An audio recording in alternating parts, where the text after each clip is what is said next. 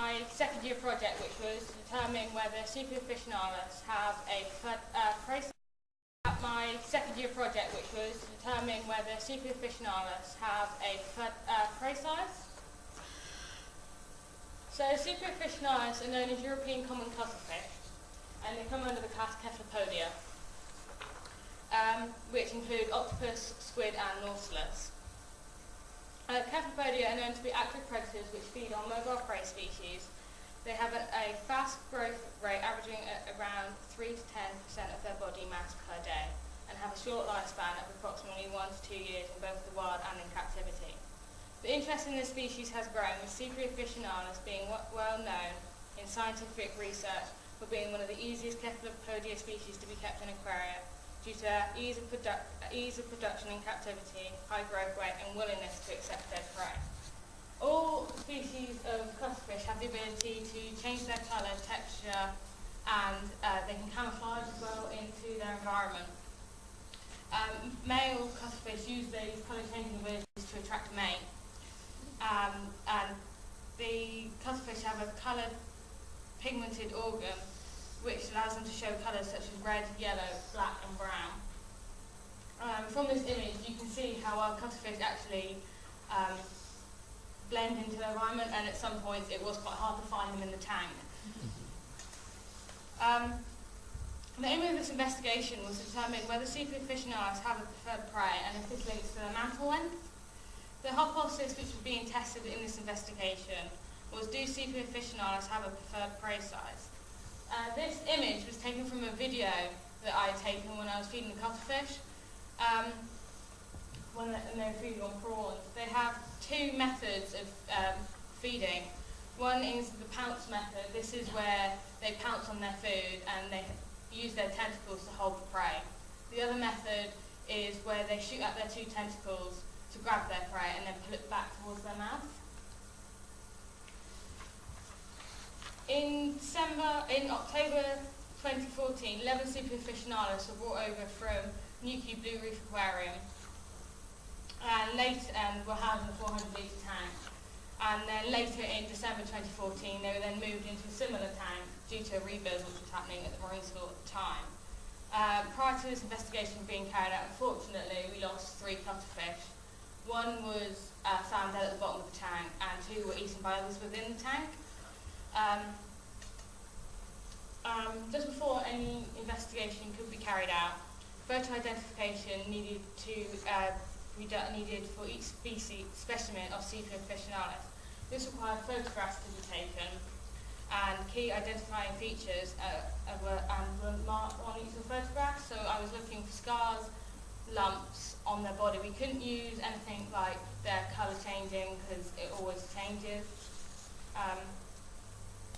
And some of them it was quite hard to find something that could tell them all apart. A strip of 5mm square paper was placed around the bottom of the tank so that measurements could be taken. These measurements were taken from just behind the head of the cuttlefish to their tail, and they were measured to the closest centimetre. The prey that was used in this investigation was frozen king prawns, and they were cut into various sizes, which were 2 centimetres, 3 centimetres, and 6 centimetres. A range of sizes were then placed into the tank, and it was noted which Sepia officinalis fed on which prey size. And this investigation was finally carried out in February of this year. The results collected was from a 2-day investigation carried out at the Marine School, were combined with results from similar investigations at National Marine Aquarium in Plymouth and Merlin in Weymouth. And these were used in an ANOVA statistical test, which was to determine if there was a preferred prey size. As the p-value of the test was less than 0.05, this meant that there was a statistical significant difference, and that this meant that there was a preferred prey size. The overall, these results were then used in another statistical test to work out the preferred prey, the average preferred prey, which was 60.3% of the mantle length.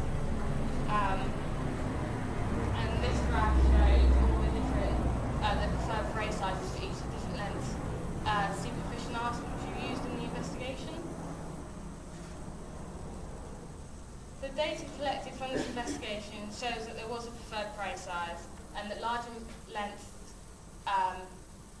mantles of cuttlefish were only fed on large prey sources, didn't feed on anything smaller, and none of the sepia officinalis fed on anything that was larger than themselves.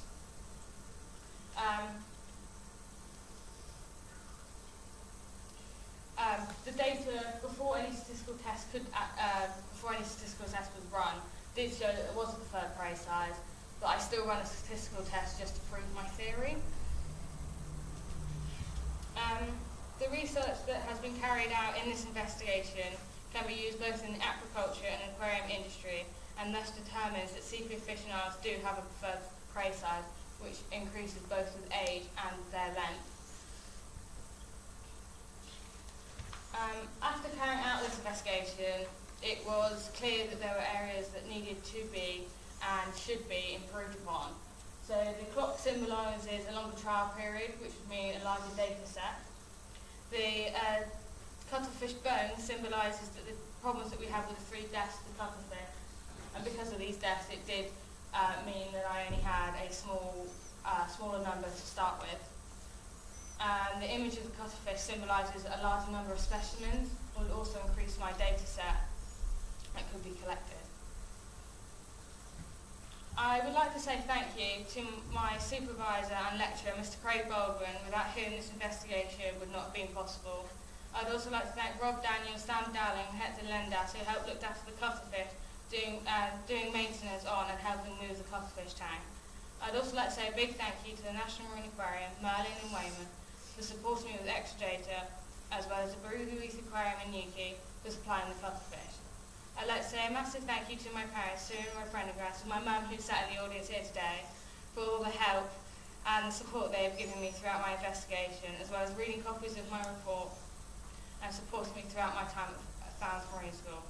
This investigation was asked to be carried out on behalf of the National Marine Aquarium.